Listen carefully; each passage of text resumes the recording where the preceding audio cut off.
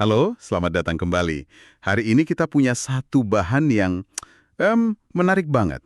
Sebuah renungan dari Sabda Bina Umat GPI BER untuk tanggal 11 November 2025. Topiknya, perilaku orang benar, dasarnya dari kitab Amsal. Nah, tujuan kita sederhana aja. Kita mau coba bedah bareng-bareng. Apa sih sebetulnya maksud dari orang benar dan orang fasik menurut teks kuno ini? Dan gimana konsep ini bisa nyambung sama hidup kita sekarang, di zaman serba digital. Tenang aja, kita bahasnya santai kok. Jadi cocok buat siapapun, bahkan yang mungkin awam dengan teks teologi. Betul, dan yang langsung menarik perhatian saya ya, renungan ini tuh nggak basa-basi. Langsung disajikan kontras yang tajam banget. Dasarnya kan dari Amsal 10 ayat 11, mulut orang benar adalah sumber kehidupan. Tetapi mulut orang fasik menyembunyikan kelaliman. Renungan ini bahkan langsung nempak kita dengan pertanyaan reflektif. Apakah aku hidup sebagai orang benar atau orang fasik? Wah, pertanyaan yang cukup menusuk ya untuk memulai perbincangan kita. Tajam banget itu kontrasnya. Sumber kehidupan sama menyembunyikan kelaliman. Tapi kalau di dunia nyata, bukannya kita seringnya ada di area abu-abu ya? Kadang kan niat kita baik, tapi kok dampaknya malah jadi negatif.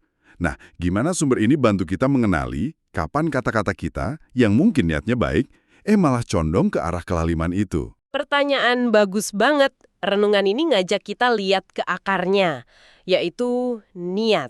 Di ayat selanjutnya, Amsal 10 ayat 12, itu disebut kebencian menimbulkan pertengkaran, tetapi kasih menutupi segala pelanggaran.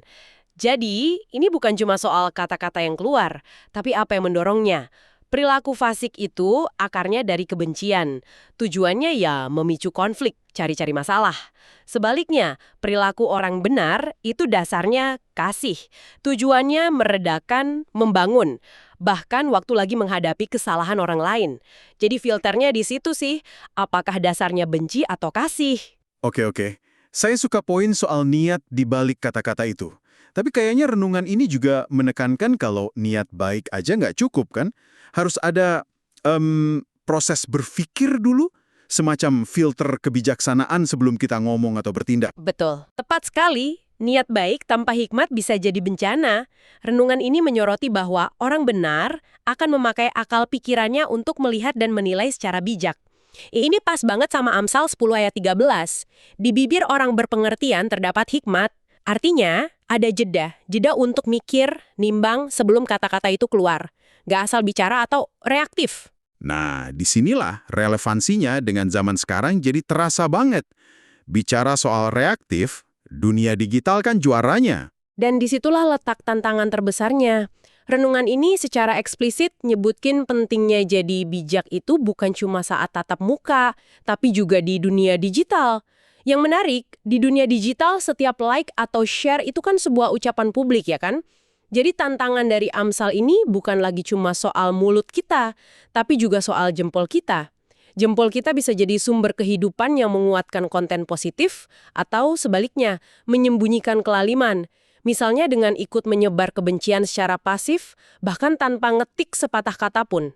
Wah, analogi soal jempol kita itu kena banget sih. Jadi, perilaku orang benar di era digital itu bukan cuma soal tidak menyebar hoax, tapi juga soal apa yang kita pilih untuk kita perkuat dengan jempol kita. Itu jauh lebih dalam. Ini benar-benar mengubah cara saya lihat tombol like dan share loh. Betul sekali, karena pada akhirnya, seperti yang disimpulkan renungan ini, semua perilaku kita, di dunia nyata maupun digital, itu adalah cermin iman kita. Apa yang kita katakan, kita ketik, dan kita bagikan seharusnya jadi teladan yang membangun, bukan yang merusak. Jadi renungan ini ngajak kita jujur pada diri sendiri. Jejak digital kita lebih mencerminkan orang benar atau orang fasik. Kalau saya simpulkan ya, yang paling membekas buat saya ada dua hal. Pertama, perbedaan tajam antara komunikasi yang jadi sumber kehidupan sama yang bawa kebinasaan. Kedua, dan ini yang paling menantang ya, adalah ide bahwa kebijaksanaan kuno ini sekarang berlaku untuk setiap ketukan jempol kita di media sosial. Itu tantangan yang berat. Memang, dan itu membawa kita ke satu pemikiran penutup untuk Anda renungkan. Renungan ini diakhiri dengan sebuah doa singkat. Tuhan, teguhkan kami untuk menjadi orang benar di hadapan-Mu. Nah, terlepas dari latar belakang keyakinan Anda, coba deh renungkan ini. Dalam interaksi digital Anda sehari-hari, Apa definisi perilaku benar menurut versi Anda?